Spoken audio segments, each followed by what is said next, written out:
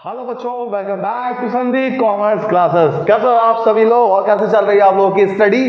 तो यहाँ पर हम एक नए चैप्टर के साथ आए हैं और इस चैप्टर का नाम पता है क्या है? डेप्रिसिएशन चैप्टर है। चूंकि 11th क्लास का चैप्टर मोस्ट इंपॉर्टेंट है।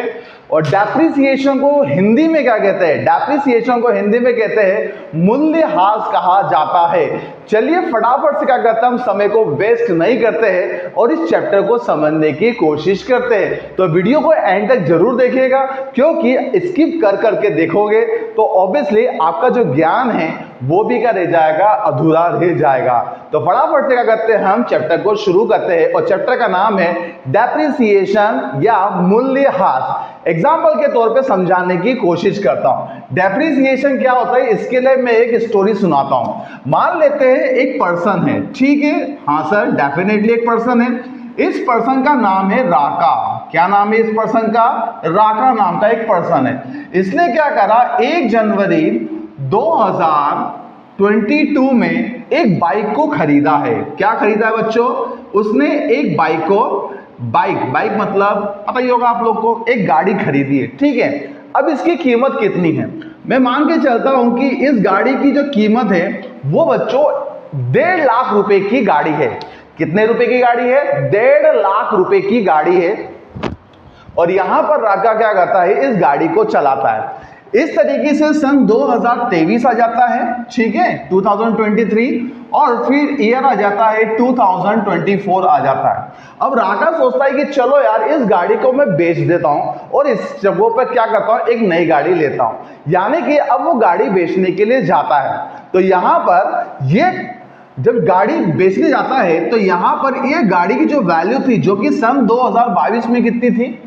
1.5 लाख रुपए की थी। लेकिन यहां पर ये जो गाड़ी है 3 साल बाद, मतलब 2022 में चला ली उसने, 23 और 24 पूरा एंड कर दिया है। अब उसने 3 साल चलाने के बाद इस गाड़ी की जो वैल्यू रह गई है वो रह गई है, यहां पर मैं मान के चलता हूं 1,10,000 रुपए इसकी वैल्यू हो गई है।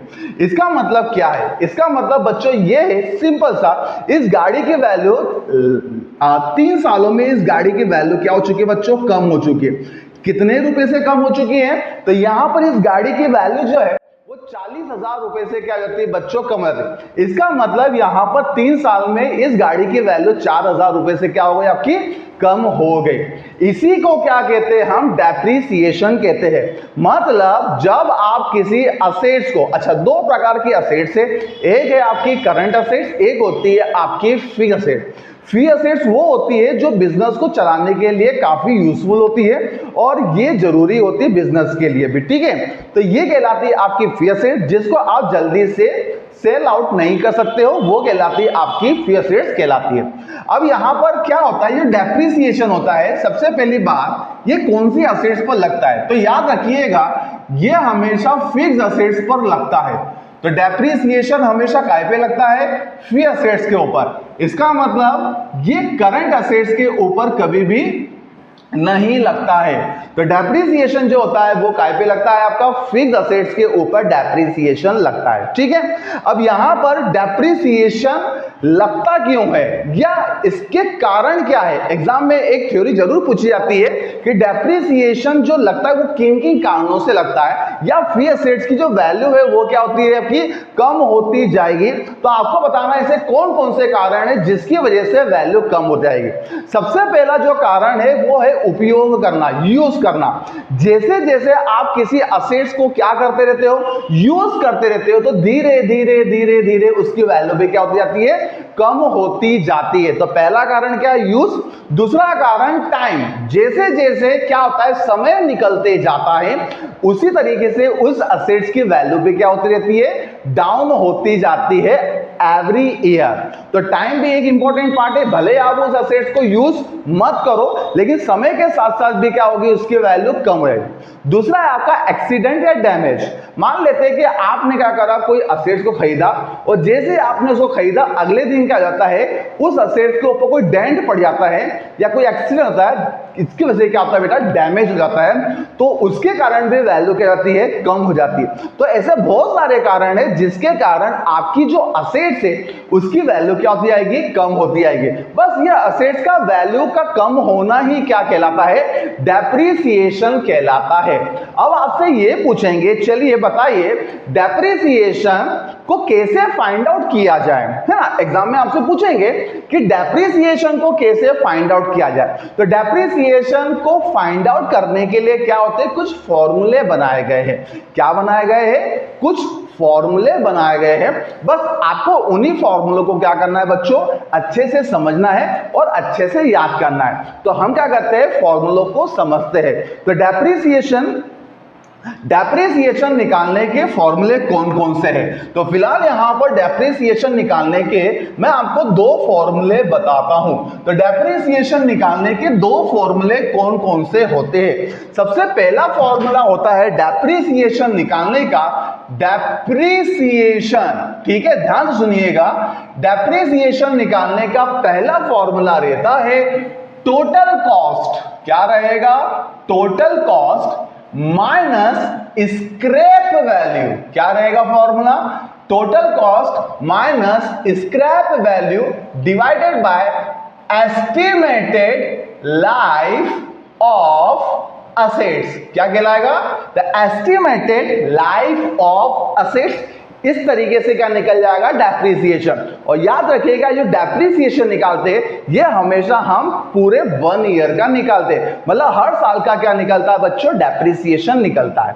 डेप्रिसिएशन निकालने का दूसरा फॉर्मूला क्या है, तो याद रखिएगा डेप्रिसिएशन निकालने का एक फॉर्मूला और होता है, और फॉर्मूला रहेगा आपका तो total cost into rate upon में 100। यहां पर डेप्रिसिएशन की रेट आपको हमेशा दी गई होगी, तो यहां पर आपको क्या निकालना है, डेप्रिसिएशन। तो डेप्रिसिएशन निकालने के कितने फॉर्मूले, दो। पहला डेप्रिसिएशन की रेट गिवन हो और दूसरा डेप्रिसिएशन की रेट गिवन नहीं हो। तो अगर डेप्रिसिएशन की रेट गिवन है तो फॉर्मूला रहेगा total cost into rate upon में 100, और दूसरा डेप्रिसिएशन की रेट अगर गिवन नहीं हो तो फॉर्मूला रहेगा आपका total cost minus scrap value divided bye life of assets. Clear है यहां तक। चलिए अब यहां पर हम समझते हैं सबसे पहले कि एस्टिमेटेड लाइफ, स्क्रैप वैल्यू और टोटल कॉस्ट क्या होती है। सबसे पहले तो हम यहां पर क्या समझ लेते हैं, टोटल कॉस्ट, ठीक है। अब ये टोटल कॉस्ट क्या होती है, टोटल कॉस्ट का मतलब होता है कि यहां पर आपने उस असेट्स को खरीदा कितने में, मतलब कि यहां पर उसकी परचेज प्राइस क्या है, परचेज प्राइस ऑफ असेट्स। दूसरा, उसको अगर सेकेंड हैंड लिया है तो उसको रिपेयर भी कराया होगा, खर्चे भी हुए होंगे, और उसको हमारे बिजनेस तक लाने पर और इंस्टॉलेशन तक के सारे खर्चों को निकालता है। मतलब जो अगला खर्चा है हम ये मान के चलते हैं कि वो कौन सा खर्चा है बेटा, इंस्टॉलमेंट एक्सपेंसेस हुआ या इंस्टॉलेशन चार्जेस हुआ, ठीक है, इंस्टॉलेशन चार्जेस कहलाएगा। प्लस इसके अलावा यदि कोई खर्चा हुआ हो तो उन खर्चों को हम क्या करेंगे, प्लस कर देंगे या जोड़ देंगे, तो क्या निकल जाएगा आपका, टोटल कॉस्ट कहलाएगा। तो टोटल कॉस्ट का मतलब परचेज प्राइस और उसके ऊपर होने वाले जितने भी एक्सपेंसेस है वो कहलाते हैं आपके क्या, टोटल कॉस्ट। यहां तो समझ में आ गया। एक एग्जांपल के तौर पे समझते हैं। मान लेते हैं कि यहां पर एक पर्सन है, मान लो वो पर्सन मैं ही हूं, ठीक है, और यहां पर एक कोचिंग क्लास में पंखा लगाना है, फैन लगाना है। अब यहां पर इस फैन को खरीदने के लिए मैं मार्केट जाता हूं, मार्केट में देखता हूं कि फैन अलग अलग प्रकार के हैं। मैंने क्या करा, सबसे पहले एक फैन खरीदा। यहां पर मुझे जो फैन है वो मुझे पड़ा यहां पर 1400 रुपीज का, 1400 रुपए का मुझे क्या लगा, यहां पर एक फैन की वैल्यू पड़ गई। तो मेरे लिए परचेज प्राइस कितनी होगी सर, मेरे लिए परचेज प्राइस होगी, फैन की वैल्यू कितनी होगी, 1400 रुपए होगी। इसके अलावा उसको यहां तक लाने तक का खर्चा, ठीक है, मान लेता हूं मैं 20 रुपए लाने, 50 रुपए लाने के लग गए, मतलब ट्रांसपोर्टेशन लग गया। और दूसरा, इस पंखे को मैं नहीं लगा सकता था तो मैंने क्या करा, एक इलेक्ट्रिशियन को बुलाया और इलेक्ट्रिशियन ने क्या करा, मेरे से इस पंखे को लगाने के 50 रुपए और ले लिए। इसका मतलब है कि इंस्टॉलेशन के 50 रुपए, ओके, और ट्रांसपोर्टेशन के भी कितने रुपए, 50 रुपए। अब आप मुझे ये बताइए, ये जो इंस्टॉलेशन का जो एक्सपेंसेस है, ये एक एक्सपेंसेस तो है, लेकिन ये कौन सा एक्सपेंसेस है? क्या ये एक्सपेंसेस बार बार होगा? ठीक है, क्या ये एक्सपेंसेस वन टाइम होगा? तो यहां पर ये जो एक्सपेंसेस है इसको हम बोलेंगे कैपिटल एक्सपेंसेस। क्या बोलेंगे इसको? Capital expenses. ट्रांसपोर्टेशन जो लगा वो भी मेरे लिए कौन सा एक्सपेंसेस कहलाएगा? कैपिटल एक्सपेंसेस कहलाएगा, क्योंकि ये जो एक्सपेंसेस है ये वन टाइम हो रहा है। लगाने का, पंखे लगाने का जो है वो वन टाइम होगा। दूसरी चीज कि ट्रांसपोर्टेशन वो भी मेरे लिए क्या लग रहा है? वन टाइम लग रहा है। तो ऐसे एक्सपेंसेस जो किसी असेट्स को खरीदने के समय लगते हैं, उन एक्सपेंसेस को हम क्या बोलते हैं? Capital expenses. कैपिटल एक्सपेंसेस को उस असेट्स की परचेस प्राइस के साथ जोड़ दिया जाता है। इस तरीके से यहां पर इस असेट्स की टोटल कॉस्ट कितनी हो जाती है? 1500 रुपए की इसकी कॉस्ट हो जाती है। यहां तो समझ में आ गया। चलिए दूसरे नंबर पे हमें चाहिए यहां पर एस्टिमेटेड लाइफ। अब ये एस्टिमेटेड लाइफ कितनी है, कितने साल तक ये पंखा चलेगा? यहां पर मुझे 5 साल की इसकी वारंटी दी गई है। ठीक है, आने वाले मैं मान के चलता हूं कि 5 साल तो कुछ नहीं होगा, 5 साल बाद क्या होता है वो डिपेंड करता है। 5 साल तक की वारंटी है, उसके बाद ये पंखा 3 साल और चल जाता है, मतलब 8 साल चल गया। 8 साल बाद ये पंखा खराब हो जाता है, मैं इसको रिपेयर कराने के लिए जाता हूं। अनफॉर्चुनेटली, या मैं मान के चलता हूं कि रिपेयर भी हो जाता है, लेकिन रिपेयरिंग वाला बोलता है कि अगली बार अगर ये पंखा खराब होता है तो एक काम करेगा, इस पंखे को आप क्या कर देना? बेच देना। कहां पर? अटाले में। 2 साल पंखा और चल जाता है। इसके तरीके से यहां पर वो पंखा मेरे लिए 10 साल चल चुका है। अब 10 साल तक ये पंखा चल गया है, 10 साल बाद ये खराब होता है तो ये रिपेयर भी नहीं हो रहा है, क्योंकि इसके अंदर के जितने भी पार्ट्स थे वो सारे के सारे क्या होते हैं बच्चों? खराब हो चुके हैं। तो रिपेयर कराने से कोई मतलब नहीं, क्योंकि जितना खर्चा रिपेयरिंग में आएगा इससे अच्छा है कि पंखा नया खरीद लिया जाए। तो यहां पर एस्टिमेटेड लाइफ हमने कितनी मानी? 10 साल। तो एस्टिमेटेड लाइफ कितनी हो गई? 10 साल। 10 साल बाद इस पंखे को हम क्या कहते हैं? अटाले में देते हैं। इस तरीके से अटाला वाला हमें इसके 100 रुपए देता है। कितने रुपए देता है? 100 रुपए। तो 100 रुपए में हमने क्या करा? इस पंखे को अटाले में बेच दिया। ये कहलाती है स्क्रैप वैल्यू। क्या कहलाती है बच्चों? ये स्क्रैप वैल्यू। अब आपसे पूछेंगे बताइए हर साल इस पंखे की वैल्यू कितने रुपए से कम होती है, या डेप्रिसिएशन कितना लगता है? तो उसके लिए आपको यहां पे फॉर्मूला लगाना पड़ेगा। तो सबसे पहले हम चेक कर लेते हैं टोटल कॉस्ट कितनी है। तो इस सवाल में टोटल कॉस्ट जो है बच्चों वो कितनी है? इस सवाल में जो टोटल कॉस्ट है वो देके रखी आपको कितनी? 1500 रुपए की। ठीक है सर, 1500 रुपए की कॉस्ट है। इसके वैल्यू की बात करें तो ये अटाले में हमने बेचा इस पंखे को। कितने में बेचा सर? 100 रुपए में हमने इस पंखे को बेच दिया। ठीक है, अब हम बात करें एस्टिमेटेड लाइफ। इस पंखे की जो लाइफ है वो कितनी है? तो मैंने क्या बताया था, इस पंखे की एस्टिमेटेड लाइफ कितनी है? 10 ईयर। ठीक है, अब क्या करना है? 1500 में से गया आपके कितने? 100 रुपए। तो ये आ जाएगा आपका 1400 डिवाइडेड बाय लाइफ कितने जाएगी आपकी? 10 इज इक्वल टू यहां पर 140 रुपीज पर ईयर। ठीक है, यहां पे क्या होता है? डेप्रिसिएशन लगता है। कितना लगता है? 140 रुपए का डेप्रिसिएशन लगता है एवरी ईयर। मतलब कि जिस साल हमने पंखा खरीदा था उसके ठीक अगले साल इस पंखे की वैल्यू कम हो जाएगी। कितने रुपए से कम हो जाएगी? 140 रुपए से बच्चों इसकी वैल्यू क्या हो जाएगी? कम हो जाएगी। क्लियर है यहां तक? तो डेप्रिसिएशन निकालना है आपको। 2 फॉर्मूले समझ में आ गए। पहला फॉर्मूला क्या है आपका? Total cost minus scrap value divided by estimated of life, या estimated of life of assets. ठीक है, दूसरा फॉर्मूला आपका depreciation is equal to total cost into rate upon में 100। ये भी समझ लेते। सवाल में आपको दिया रहेगा कि भैया आपकी जो असेट्स है वो कितने रुपए की है?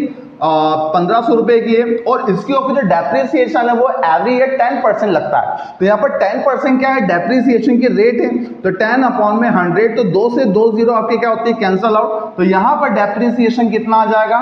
150 रुपीज पर ईयर। आपका क्या निकल जाएगा बच्चों? डेप्रिसिएशन निकल जाएगा 150 रुपए पर ईयर। ठीक है, और इस तरीके से क्या होगा बच्चों? डेप्रिसिएशन को हम समझ सकते हैं कि डेप्रिसिएशन क्या होता है, किन कारणों से होता है और डेप्रिसिएशन को निकाला कैसे जाता है, उसके दोनों फॉर्मूले मैंने आपको यहाँ पर एक्सप्लेन कर दिया।